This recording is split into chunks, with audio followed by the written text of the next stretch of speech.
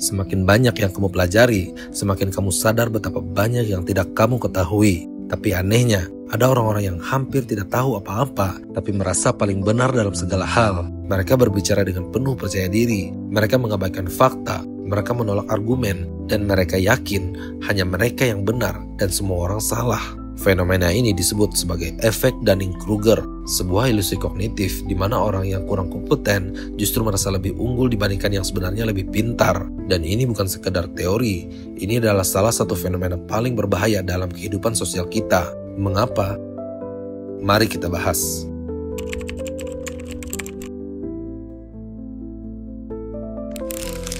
Pada tahun 1999, dua psikolog dari Cornell University, David Dunning dan Justin Kruger, menemukan sesuatu yang mengejutkan. Mereka menguji kemampuan berbagai kelompok orang dalam logika, tata bahasa, dan humor. Hasilnya, mereka yang memiliki nilai paling rendah justru merasa bahwa mereka memiliki nilai paling tinggi.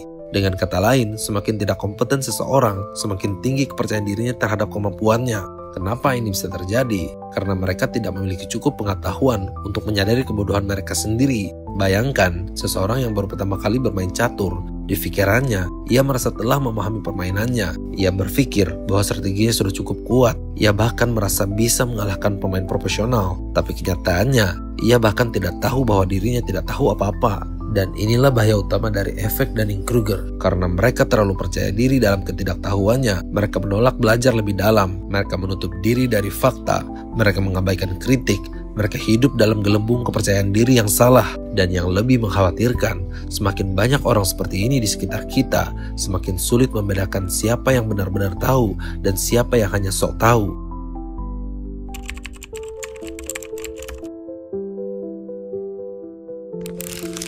Filsuf Bertrand Russell pernah berkata, "The trouble with the world is the stupid are cocksure, while the intelligence are full of doubt." Masalah dunia ini adalah orang bodoh terlalu yakin, sedangkan orang pintar penuh dengan keraguan.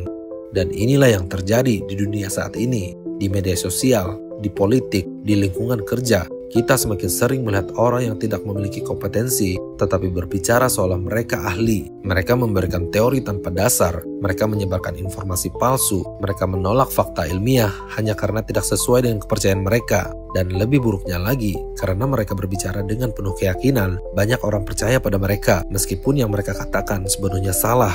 Dalam politik, ini bisa menciptakan pemimpin yang tidak kompeten. Dalam dunia kesehatan, ini bisa menyebarkan informasi medis yang berbahaya. Dalam kehidupan sosial, ini bisa memperkuat hoax yang menyesatkan. Dan semakin seseorang berada dalam efek Dunning-Kruger, semakin sulit bagi mereka untuk menerima fakta bahwa mereka mungkin salah. Karena dalam pikiran mereka, jika mereka tidak memahami sesuatu, maka masalahnya bukan pada mereka, tapi pada dunia yang salah memahami mereka. Jadi bayangkan berapa banyak keputusan yang telah diambil oleh orang-orang bodoh yang merasa paling pintar, dan berapa banyak kerusakan yang telah mereka sebabkan.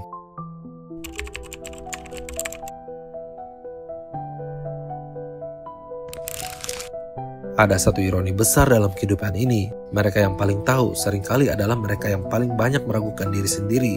Karena semakin banyak yang kamu pelajari, semakin kamu sadar bahwa dunia ini jauh lebih kompleks daripada yang kamu bayangkan.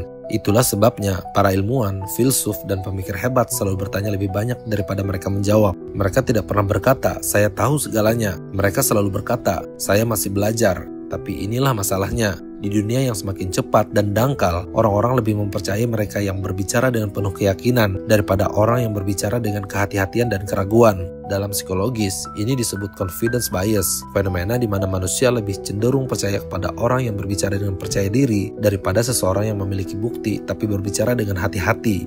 Dan inilah sebabnya dunia lebih sering dipimpin oleh orang yang salah, bukan karena tidak ada orang pintar, tapi karena mereka yang pintar terlalu sibuk berpikir, sementara mereka yang bodoh sudah lebih dulu bertindak. Dan pertanyaannya adalah, jika ini terus terjadi, di mana dunia ini akan berakhir? Atau mungkin kita sudah melihat hasilnya hari ini.